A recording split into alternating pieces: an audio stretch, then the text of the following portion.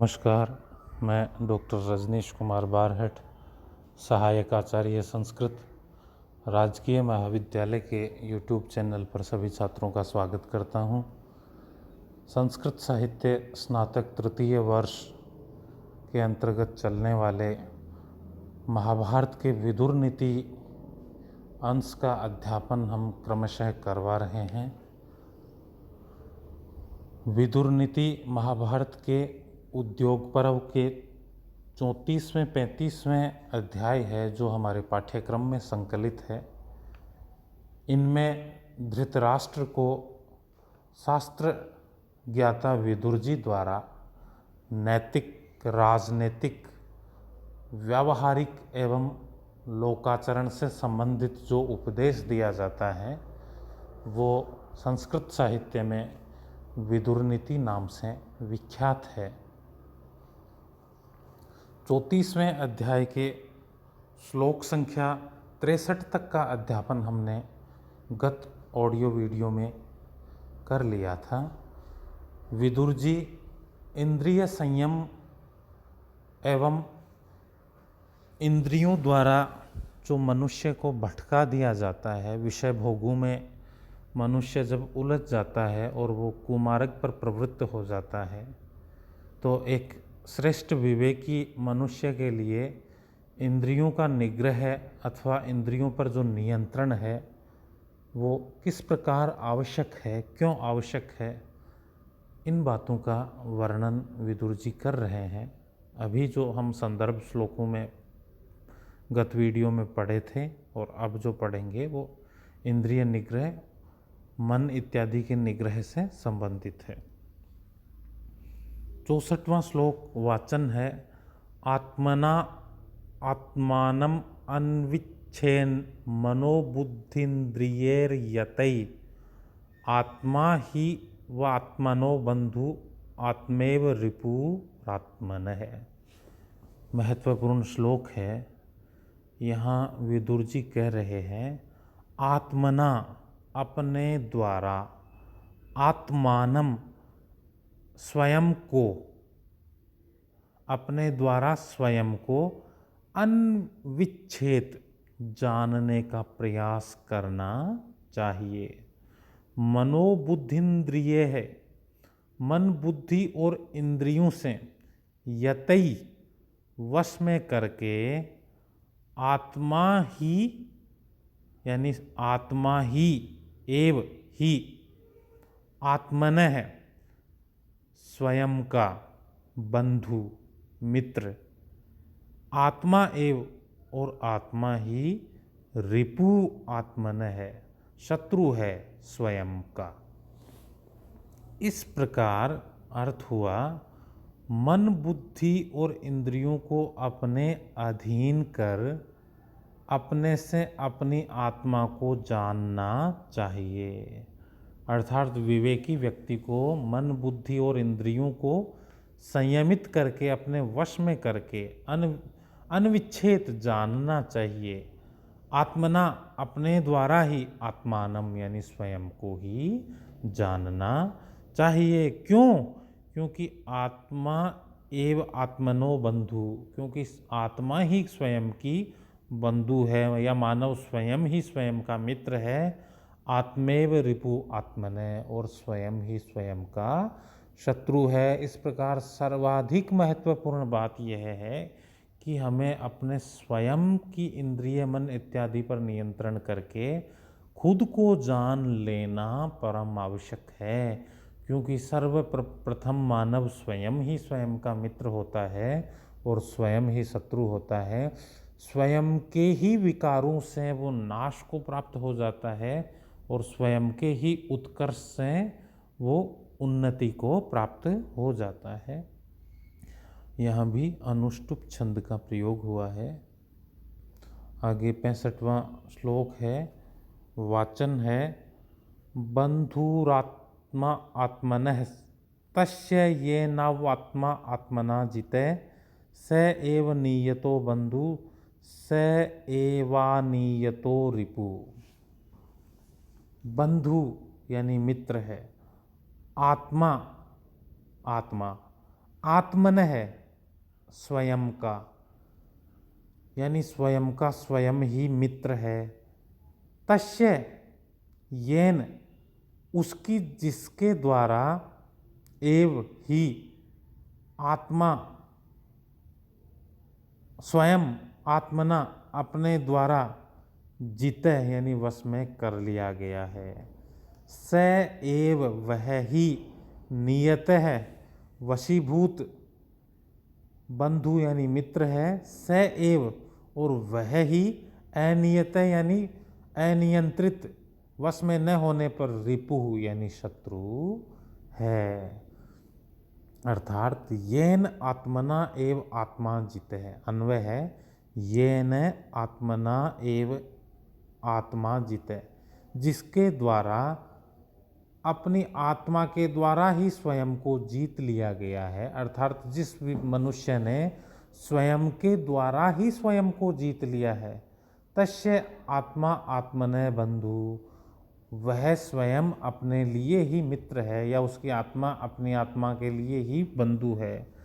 स एव नियतः संबंधु, और वह नियंत्रित होने पर तो बंधु है। स एव अनियतः रिपु, और अनियंत्रित होने पर वही अपने लिए शत्रु है। भाव यह है कि जिस व्यक्ति ने अपने द्वारा अपने आप पर विजय प्राप्त कर ली है, अर्थात अपनी इंद्रियों मन इत्यादि को नियंत्रित करके जिसने स्वयं को वश में कर रखा है, जो चंचलता के अधीन नहीं है, जिसकी इंद्रियाएं उसके स्वयं के वश में है, ऐसा व्यक्ति स्वयं ही स्वयं का मित्र है। यानी नियंत्रित इंद्रियों वाला वह स्वयं ही स्वयं का मित्र है, और अनियंत्रित होने पर वही खुद का शत्रु है। यानी ये ही इंद्रियाएं और जो मन है, विषय भोग है, वो उसके लिए शत्रुत्व का काम करते हैं, और नियंत्रित होने पर वही अपने आप के लिए मित्र बन जाते हैं। अतः विवेकी व्यक्ति को अपने आप को जानकर अपने आप पर नियंत्रण रखना चाहिए। ऐसा व्यक्ति स्वयं के लिए स्वयं ही मित्र है, और इसके विपरीत होने पर, वही अनियंत्रित होने पर स्वयं ही स्वयं के लिए शत्रु बन जाता है और स्वयं ही स्वयं का विनाश कर लेता है। यहाँ भी अनुष्टुप छंद का प्रयोग है। आगे 67वां श्लोक है, जिसका वाचन है समवेक्षेह धर्मार्थो संभारान योधिगच्छति स वै संभृत संभारे सततम सुख मेधते। समवेक्ष सम अव इक्ष ल्यप, ल्यप प्रत्यय है वो करके अर्थ में होता है। जैसे त्वा प्रत्यय है पठित्वा गत्वा, उसी प्रकार ल्यप प्रत्यय होता है। यदि कोई उपसर्ग पहले हो तो त्वा को ही ल्यप हो जाता है और अर्थ वही रहता है। इक्ष धातु देखना है, सम और अव उपसर्ग है, यानी भली भांति देख करके, भली भांति विचार करके। यह इस संसार में धर्मार्थो, धर्म और अर्थ, संभारान विजय की सामग्री का, धर्म और अर्थ को और विजय की सामग्री को, यह अधिगच्छति जो संग्रह करता है, जो प्राप्त कर लेता है, स वह, वय सच में, संभृत संभार है, विजय सामग्री से युक्त, सततम सुख मेधते, निरंतर सुख को प्राप्त करता रहता है। मेधते यानी प्राप्त करता रहता है, सुख की वृद्धि करता रहता है। सततम लगातार सुख मेधते, सुख की वृद्धि करता रहता है। कौन करता रहता है? जो भली भांति समवेक्ष यानी अच्छी तरह विचार करके, धर्मार्थो संभारान, धर्म और अर्थ रूपी सामग्री को अधिगच्छति यानी प्राप्त कर लेता है।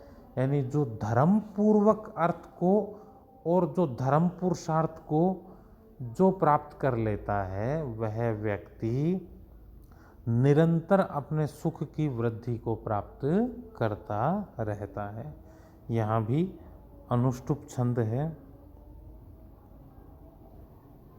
आगे 68वां श्लोक है, ये पंचाभ्यंतरान शत्रुन विजित्य मनोमयान जिगीषति रिपुनन्यान रिपवो भी भवन्ति तम।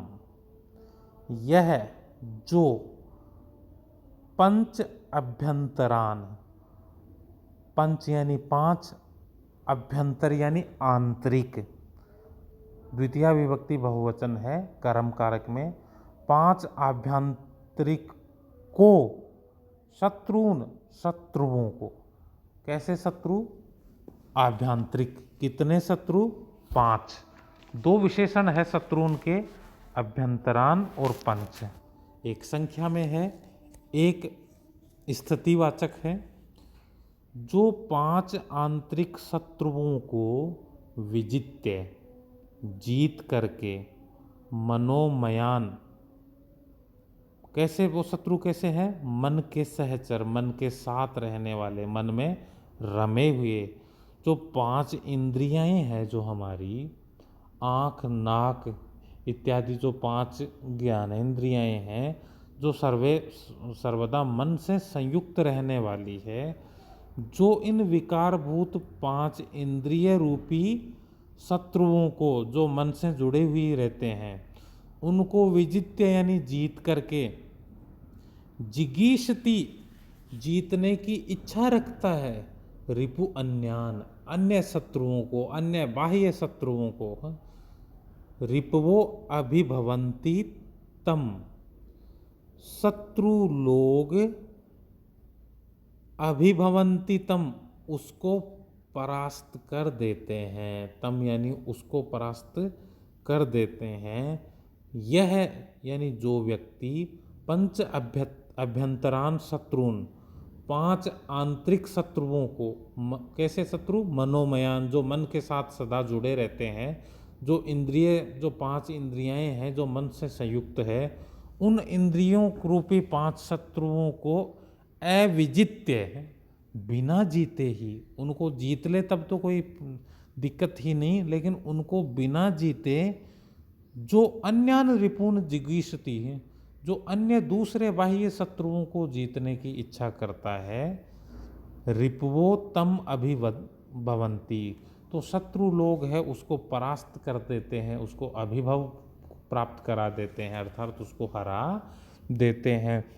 जो व्यक्ति या जो राजा भटकाने वाली है, आसक्त करने वाली, विनाश की तरफ ले जाने वाली है, भोगों में जोड़ने वाली इन 5 इंद्रियों को बिना वश में किए, इनको बिना जीते बाह्य शत्रुओं को जीतना चाहता है, अपने दुश्मनों को जीतना चाहता है, तो ऐसे कमज़ोर राजा या मनुष्य को दुश्मन जीते नहीं जाते उससे, बल्कि दुश्मन उसको परास्त कर देते हैं, क्योंकि वो तो अपनी इंद्रियाएं ही उसके वश में नहीं है। उसने पहले अपने इंद्रिय रूपी दुश्मनों पर ही विजय प्राप्त नहीं की। काम, क्रोध इत्यादि जो भोग रूपी विकार है, उनमें वो फंसा हुआ है। तो ऐसे जो राजा या व्यक्ति है, वो कभी भी बाह्य शत्रुओं पर विजय प्राप्त नहीं कर सकता, बल्कि बाह्य शत्रु उसको परास्त कर देते हैं, पराभव को प्राप्त करा देते हैं। अतः एक श्रेष्ठ राजा या श्रेष्ठ व्यक्ति को सबसे पहले अपने इंद्रियों रूपी शत्रुओं पर विजय प्राप्त करनी चाहिए, उनको नियंत्रित अवस्था में रखना चाहिए, तदुपरांत बाह्य शत्रुओं पर वह विजय प्राप्त कर सकता है। अन्यथा तो इंद्रिय रूपी शत्रु ही उसको डुबो देते हैं, उसको पराभव को प्राप्त करा देते हैं, उसका विनाश तक भी करा सकते हैं। यहाँ भी अनुष्टुप छंद का प्रयोग हुआ है। विदुर जी ने इन सभी पठित श्लोकों में इंद्रिय संयम की प्राथमिकता का प्रतिपादन किया है, और धृतराष्ट्र को वो कह रहे हैं कि एक ज्ञानी और शास्त्रों को जानने वाले राजा अथवा मानव को सबसे पहले भटकाव मार्ग पर ले जाने वाली इन इंद्रियों पर संयम करना चाहिए, क्योंकि ये इंद्रियां ही मनुष्य को आंतरिक रूप से कमज़ोर बना देती है और अंततः उसको कुमार्ग पर प्रवृत्त करके विनाश की तरफ ले जाती है। तो जो व्यक्ति अपने इंद्रियों के मोह में ही डूबा हुआ है वो बाह्य शत्रुओं को कभी नहीं जीत पाता, प्रत्युत उसको उसके आंतरिक शत्रु काम क्रोध इत्यादि उसको परास्त कर देते हैं। तो बाह्य शत्रुओं की तो ज़रूरत ही नहीं, और बाह्य शत्रुओं से यदि वो लड़ता भी है तो वह बड़ा आसानी से पराभव को प्राप्त हो जाता है। तो एक सशक्त राजा को अपनी इंद्रियों पर संयम रखना चाहिए। इस प्रकार का मंतव्य है वो विदुर जी ने धृतराष्ट्र के समक्ष प्रस्तुत किया है। छात्र इनको बड़े ही ध्यानपूर्वक व्याख्या और छोटे प्रश्नों की टिप्पणी के हिसाब से सुदृढ़ करेंगे। धन्यवाद।